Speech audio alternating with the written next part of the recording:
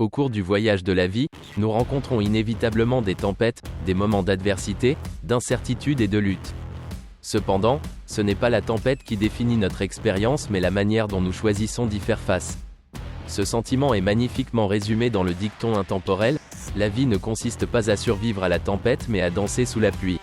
Plongeons dans la profonde sagesse qui se cache derrière cette citation et explorons comment l'adoption d'un état d'esprit de résilience et de positivité peut nous permettre de transformer notre approche des défis. Les tempêtes de la vie prennent de nombreuses formes, des revers personnels aux crises mondiales. Il est facile de se sentir dépassé et découragé face à l'adversité. Cependant, au lieu de simplement subir la tempête, nous avons la possibilité de l'accepter comme un catalyseur de croissance. Tout comme les racines d'un arbre deviennent plus fortes lorsqu'elles sont exposées à des vents violents, nous pouvons nous aussi sortir plus forts et plus résilients des épreuves de la vie. L'essence de danser sous la pluie est de trouver une immense joie au milieu du chaos. Il s'agit de cultiver un état d'esprit de gratitude et de se concentrer sur le bien, même lorsque les nuages se profilent au-dessus de notre tête. Plutôt que de laisser les circonstances dicter notre bonheur, nous pouvons choisir de célébrer les petites victoires, de chérir les moments de connexion avec nos proches et d'apprécier la beauté qui nous entoure, même au milieu de la tourmente.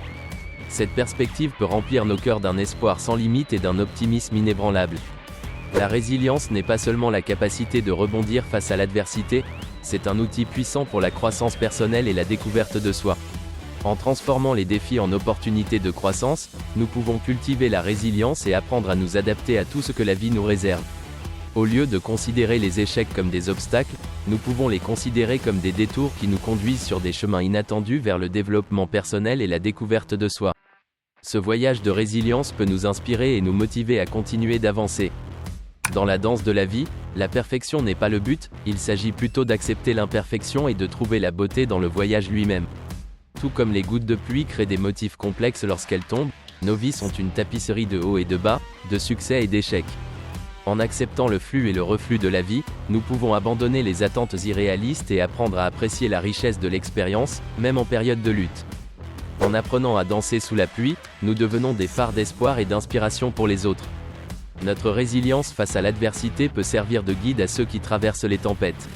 En partageant nos histoires de triomphe sur l'adversité, nous créons un effet d'entraînement de positivité qui élève et responsabilise tous ceux qui nous entourent, quels que soient leurs antécédents ou leurs circonstances. La vie n'est pas toujours facile, elle est pleine de tempêtes qui mettent à l'épreuve notre force et notre résilience. Cependant, en adoptant la sagesse de danser sous la pluie, nous pouvons transformer notre approche des défis et trouver de la joie au milieu de l'adversité. Cultivons la résilience, acceptons l'imperfection et incitons les autres à danser à nos côtés alors que nous naviguons dans le voyage imprévisible de la vie. Aimez ce que vous voyez ? Aimez, commentez et abonnez-vous pour en savoir plus. Se libérer des étiquettes, embrasser la complexité de l'humanité. Dans le réseau complexe de l'existence humaine, les individus se retrouvent souvent soumis à des étiquettes imposées par d'autres. Qu'ils soient intentionnels ou non, les opposants attachent fréquemment des descripteurs qui tentent de définir, confiner ou diminuer la richesse de l'expérience humaine. Pourtant, derrière ces classifications superficielles se cache la profondeur et la complexité de l'esprit humain, qui attend d'être reconnu et célébré. L'une des étiquettes les plus couramment imposées aux individus est celle de « stéréotype ». Qu'ils soient fondés sur la race, le sexe, l'origine ethnique ou toute autre caractéristique, les stéréotypes cherchent à simplifier à l'excès et à généraliser la grande diversité de l'identité humaine. En réduisant les individus à un ensemble d'attributs prédéfinis, les stéréotypes non seulement perpétuent la discrimination et les préjugés, mais obscurcissent également l'essence unique de chaque personne.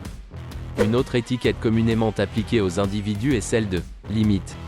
La société impose souvent des attentes et des contraintes basées sur des capacités ou des défauts perçus, ce qui amène les individus à douter de leur potentiel et de leur estime de soi. Cependant, les humains possèdent une capacité inhérente de croissance, de résilience et d'adaptation, défiant les frontières imposées par les autres et transcendant les limites de l'esprit. L'étiquette la plus insidieuse attribuée aux individus est peut-être celle d'infériorité. Que ce soit en raison du statut socio-économique, de l'apparence physique ou d'autres facteurs, ceux qui cherchent à affirmer leur propre supériorité peuvent faire en sorte que les individus se sentent inadéquats ou indignes. Pourtant, la véritable mesure de la valeur d'une personne ne réside pas dans une validation ou une comparaison externe mais dans sa valeur intrinsèque en tant qu'être unique et irremplaçable.